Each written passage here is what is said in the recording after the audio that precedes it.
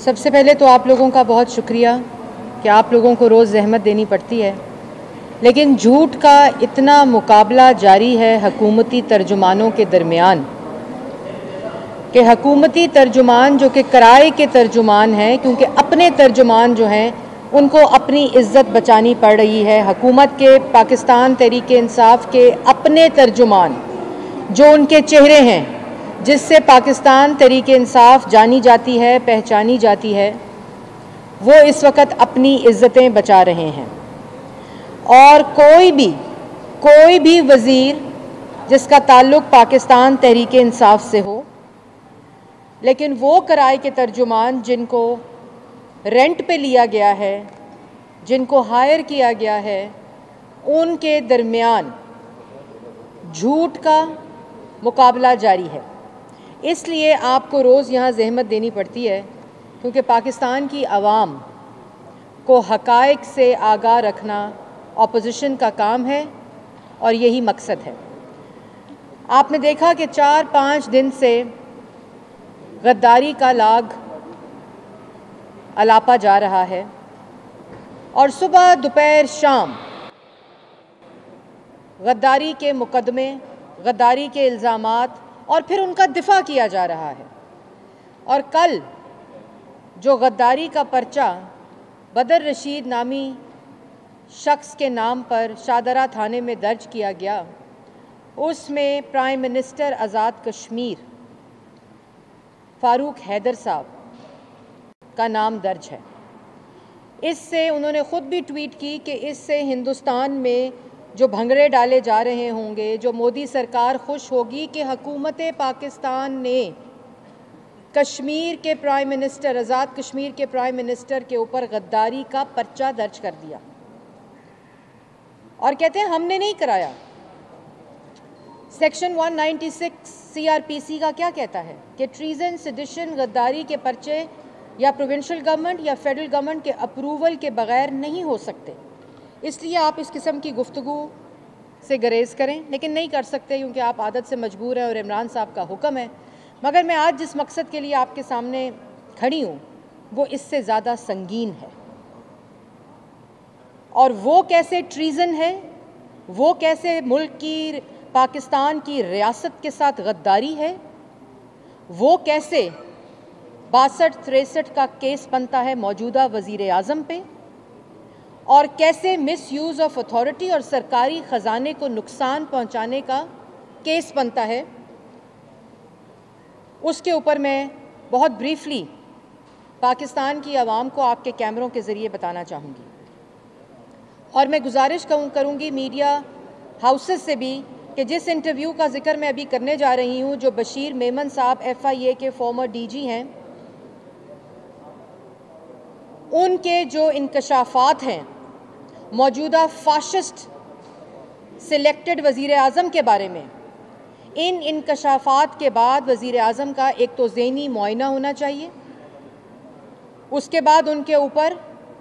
जो मैं तफसीलात बताऊंगी 62-63 का मुकदमा दर्ज होना चाहिए,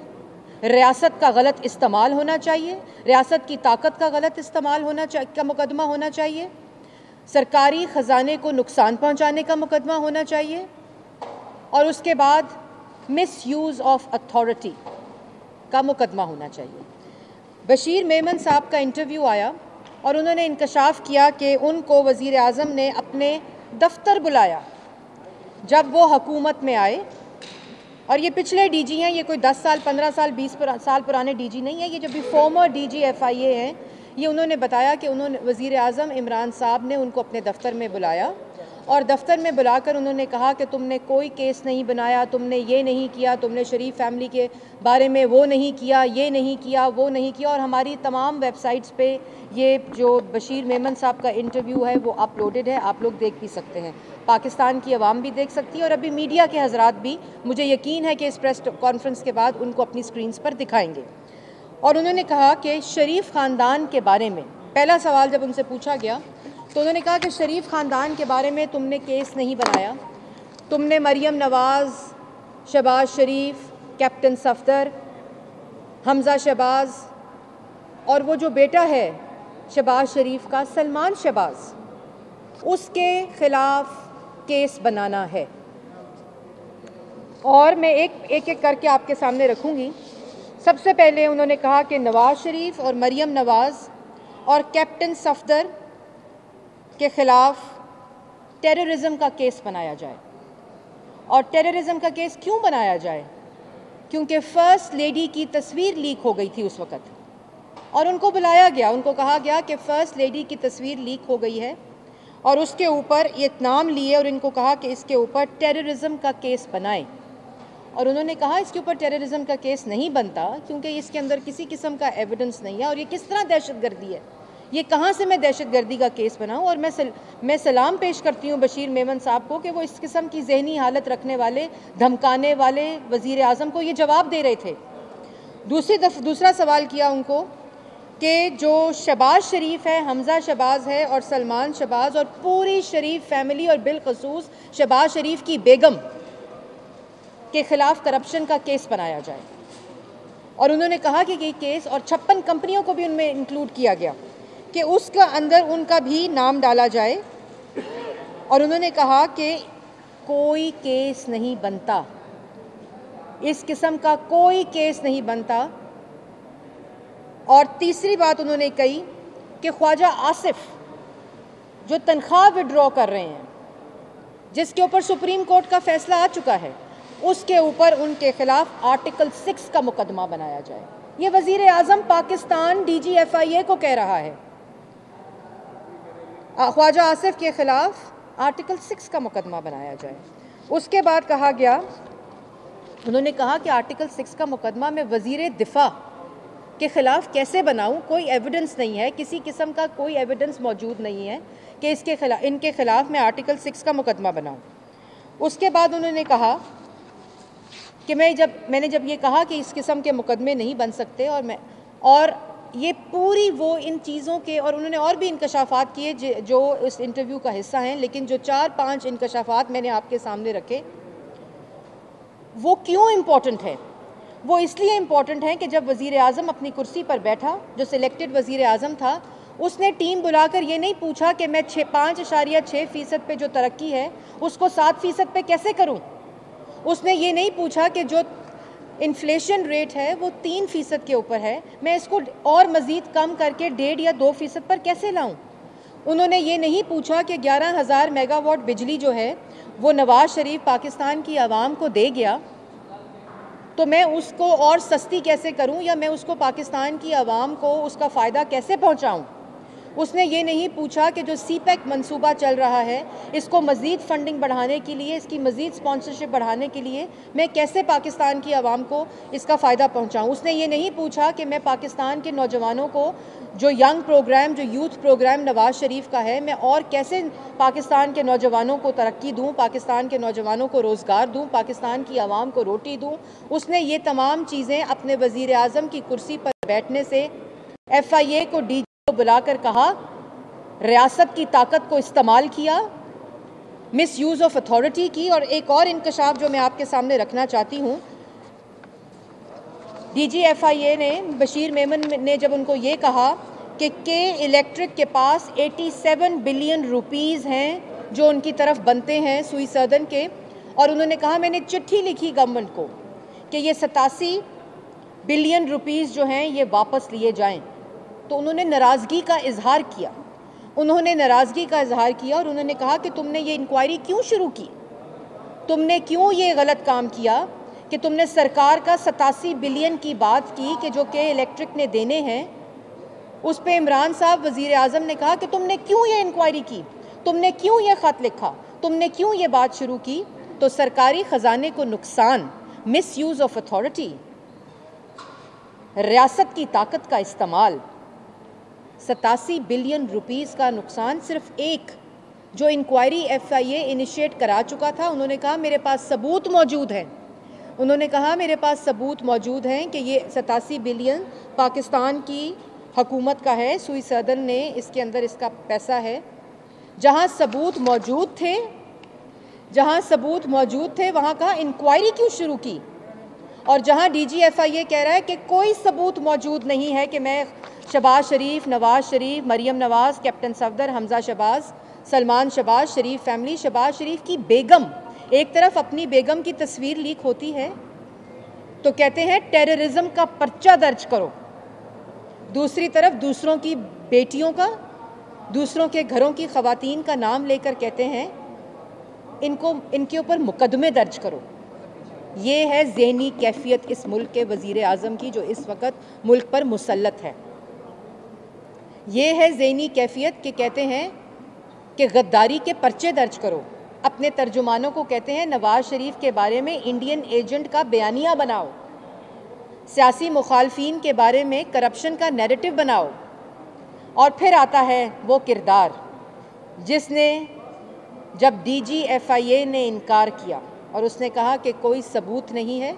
ना कोई एविडेंस है और ना ये पर्चे बनते हैं, ना ये मुकदमे बनते हैं, ना किसी किस्म के केसेस बनते हैं, तो उसके बाद नैब न्याजी गठजोड़ जो कि नैब के DG को इस्तेमाल किया गया, और फिर जिसने सिर्फ फेसेस देखे, जिन फेसेस का जिक्र इमरान साहब ने DGFIA को किया, बशीर मेमन को, वो तमाम फेसेस देखे, उन तस्वीरें देखी और उन तस्वीरों के ऊपर मुकदमे बने। और उन्होंने कहा, DGFIA ने कहा बशीर मेमन साहब ने कि आज जो कुछ हो रहा है ये सब कुछ मुझे करने को कहा गया, मैंने इनकार किया, तो उसके बाद नैब न्याजी गठजोड़ बना और नैब न्याजी गठजोड़ ने वो तमाम फेसेस के ऊपर मुकदमे बनाए। और उनकी एक और बात क्या थी बशीर मेमन साहब की कि आज मैं अल्लाह ताला का शुक्र अदा करता हूँ जब मैं सुप्रीम कोर्ट का फ़ैसला देखता हूँ, जब मैं हाई कोर्ट का फ़ैसला देखता हूँ, जब मैं नैब की अदालतों के फ़ैसले देखता हूँ, जब मैं, और जो आपने भी देखा कि ह्यूमन राइट्स कमीशन की रिपोर्ट आई, इस्लामी नज़रियाती काउंसिल की रिपोर्ट्स आई, तो आज मैं क्या कहता हूँ कि अल्लाह ताला ने मेरी इज़्ज़त बचा ली। और दूसरी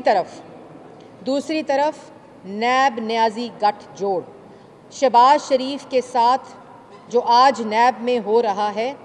ये उसी बशीर मेमन को जो अहकामात दिए जा रहे थे, ये उसी की कड़ी है।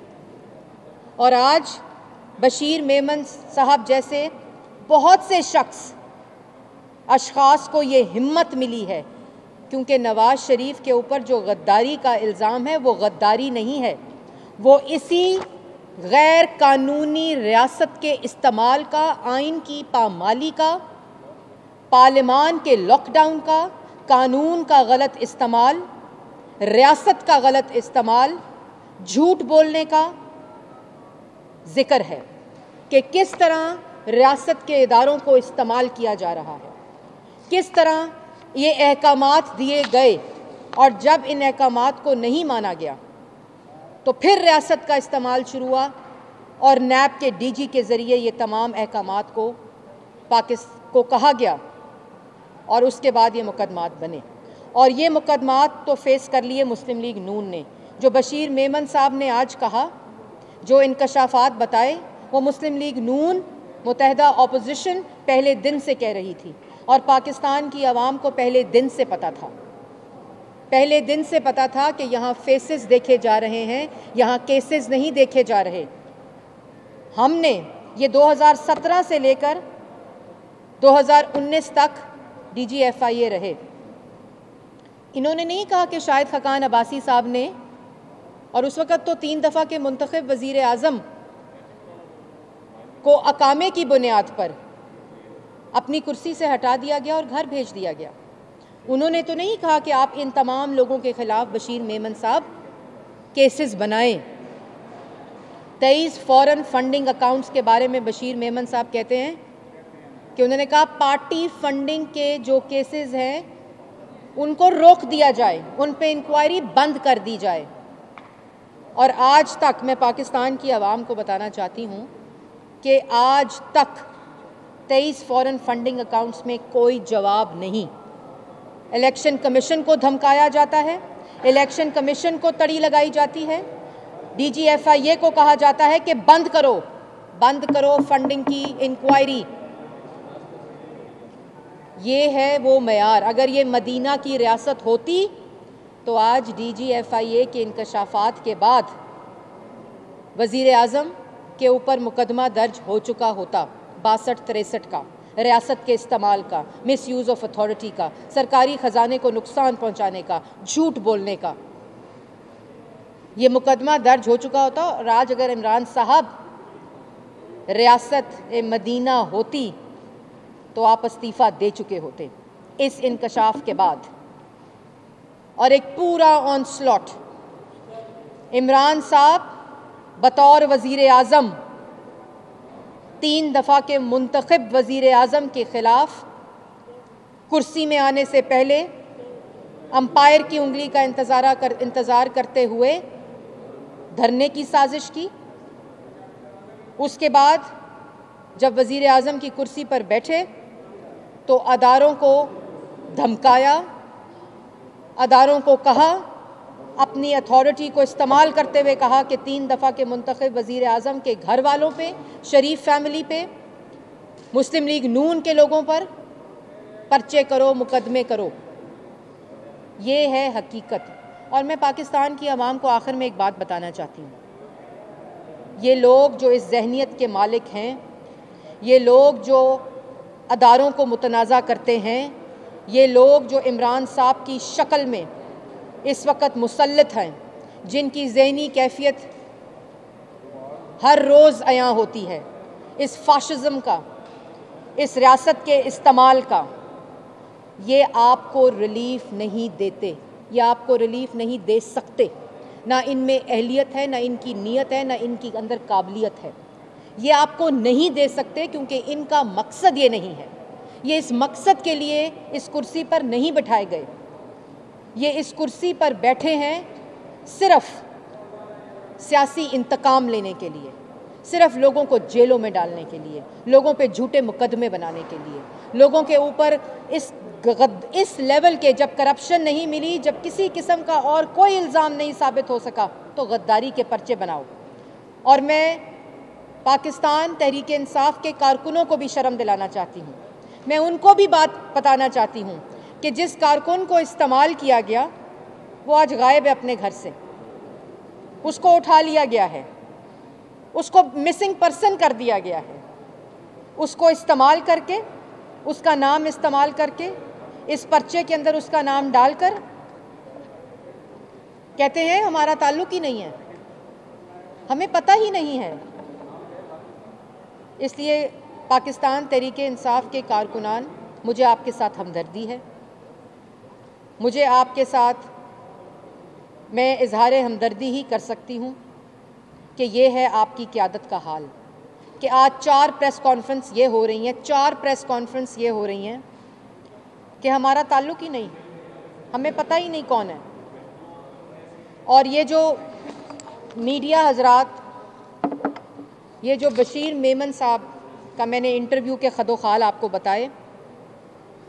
कि शरीफ फैमिली पे मुकदमा दर्ज करो, शहबाज शरीफ, नवाज़ शरीफ, हमजा शहबाज, सलमान शहबाज, मरियम नवाज़, कैप्टन सफदर, ख्वाजा आसिफ, और इंक्वायरी बंद कर दो 87 बिलियन की, तो ये नैब के चेयरमैन साहब पे सवालिया निशान है। ये वो चेहरा बेनकाब किया है, ये वो नैब न्याजी गठ जोड़ आज बेनकाब एक दफ़ा फिर हुआ है कि किस तरह FIA को जब इस्तेमाल करने की कोशिश की गई तो वहाँ इस तरह का चेयरमैन DG चेयरमैन नैब नहीं था,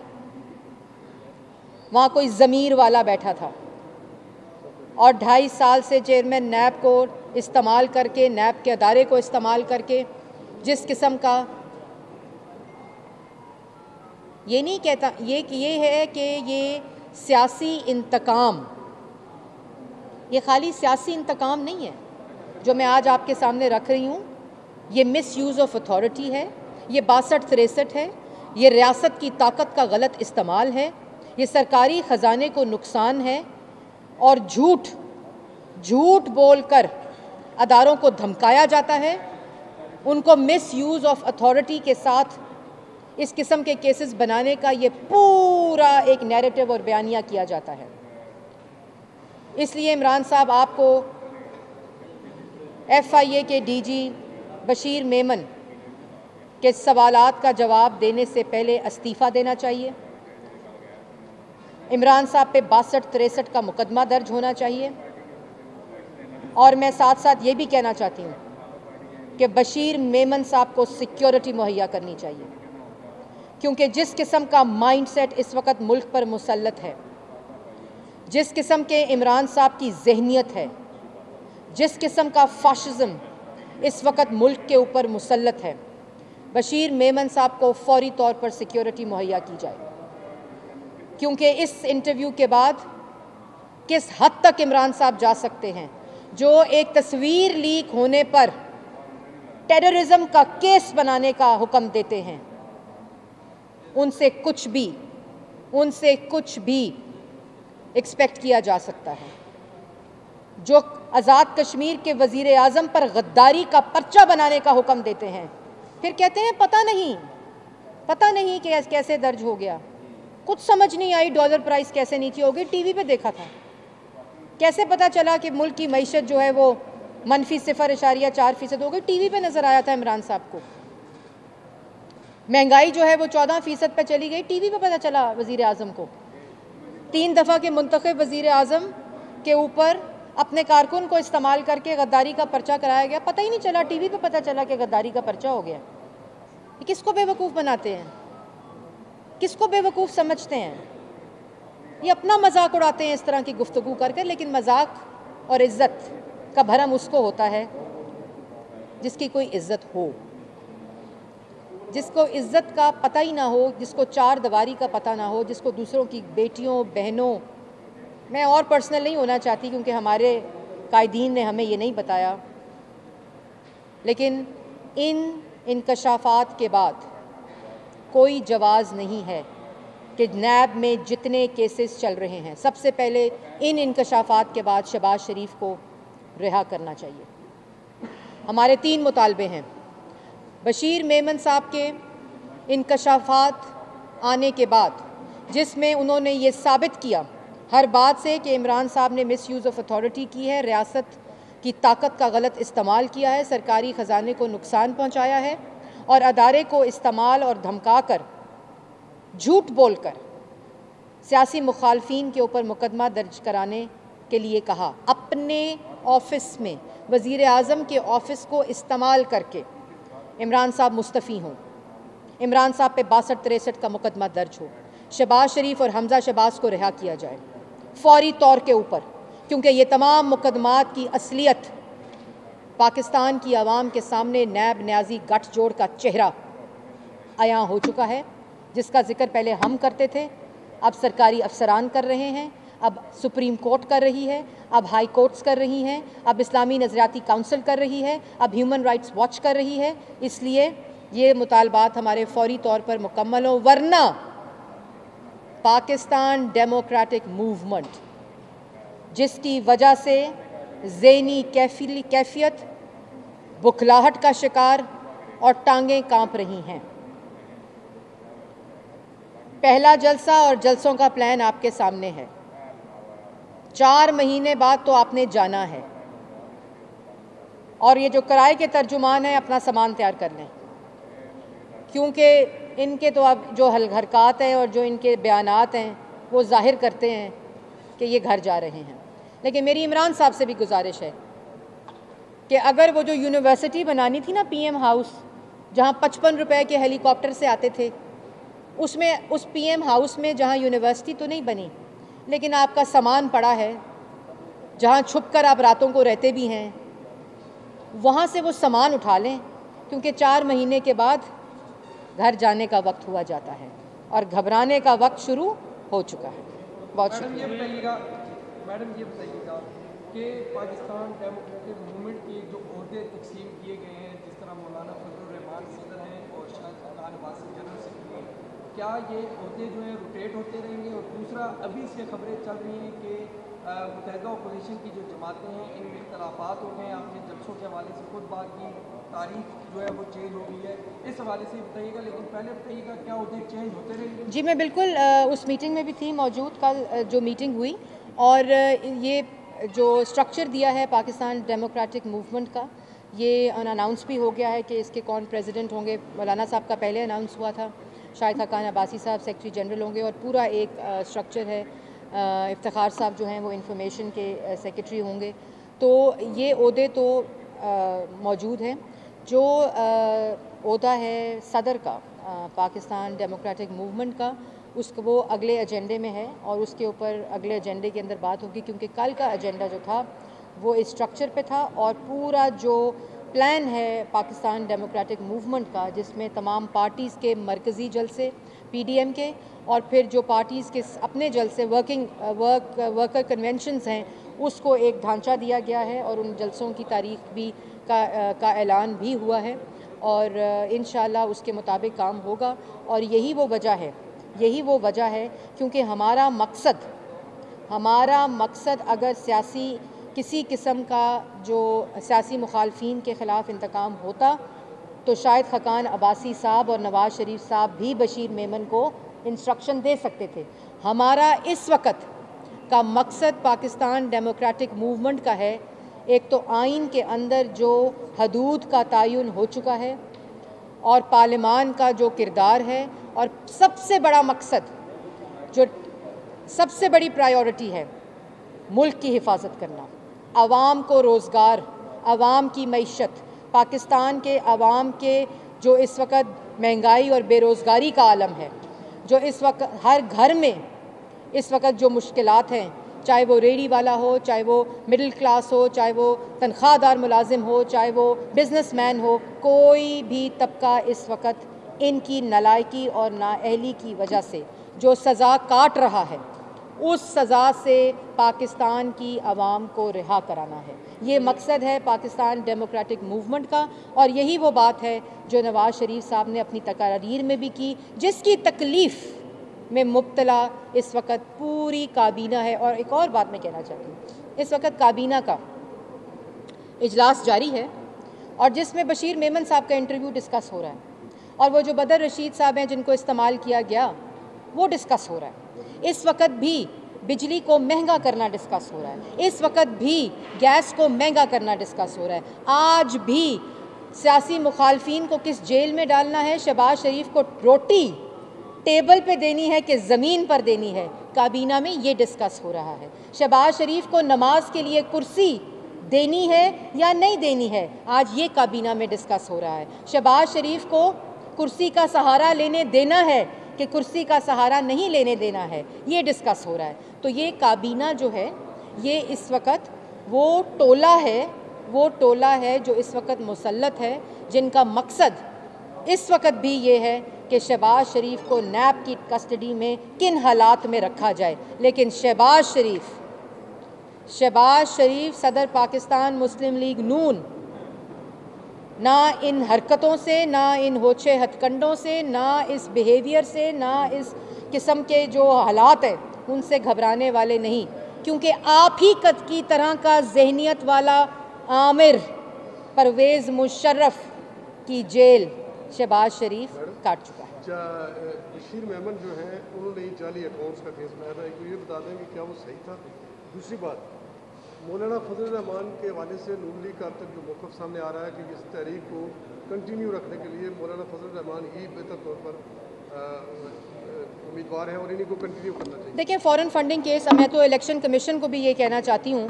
कि इलेक्शन कमीशन भी बशीर मेमन साहब की तरह हिम्मत पैदा करे और 23 फ़ॉरेन फंडिंग अकाउंट्स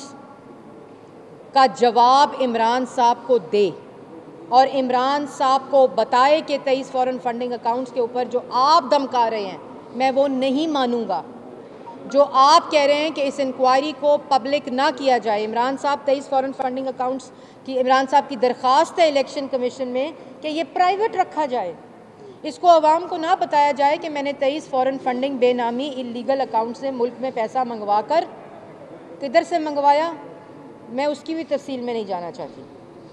उसको मंगवा कर धरना दिया, साजिश हुई, मुल्क आज इस दहाने पे और पाकिस्तान की आवाम इस दहाने पर पहुंच चुकी है। और मौलाना साहब की जहाँ तक, और ये मैं आपने कहा कि बशीर मेमन साहब का जो इंक्वायरी थी वो ठीक थी कि नहीं, अगर वो इंक्वायरी ठीक ना होती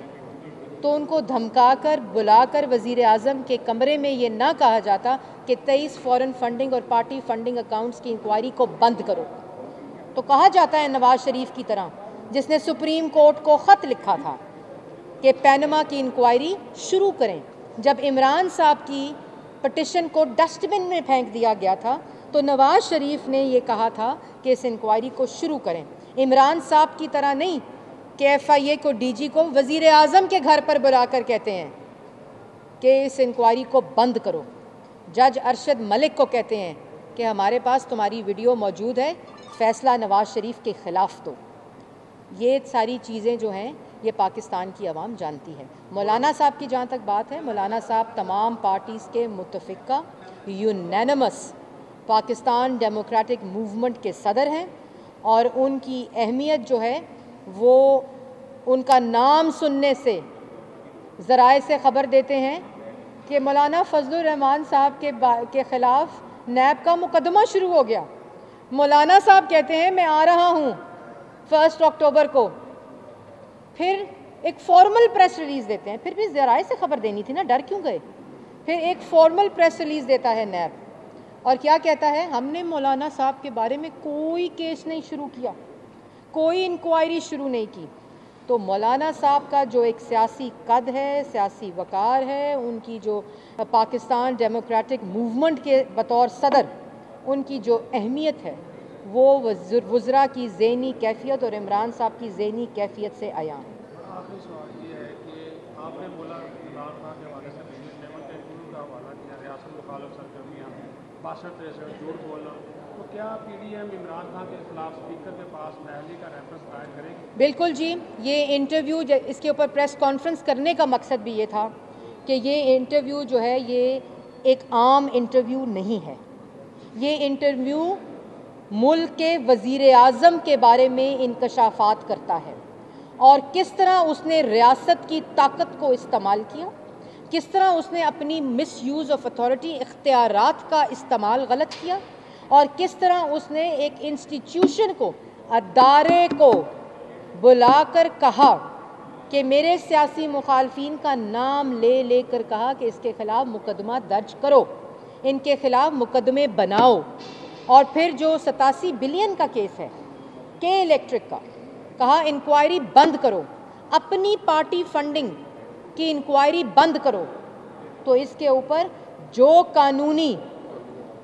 हर तरह का कानूनी ऑप्शन जो है वो पाकिस्तान मुस्लिम लीग नून ऑप्ट भी करेगी और इसको आखिरी अंजाम तक भी पहुंचाएगी, क्योंकि अब ये सिलसिला बंद होना चाहिए और यही पाकिस्तान डेमोक्रेटिक मूवमेंट का मकसद भी है। Thank you.